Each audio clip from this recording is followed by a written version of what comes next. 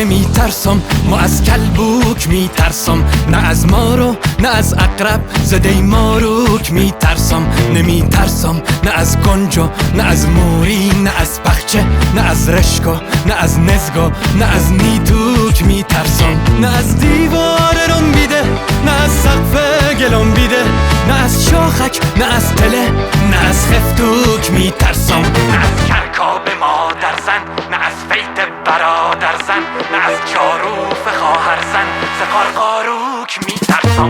نمیترسم نه از خنبه نه از لنده نه از منگه میونه هیر و ویر، اما ز لهبرتوک میترسم.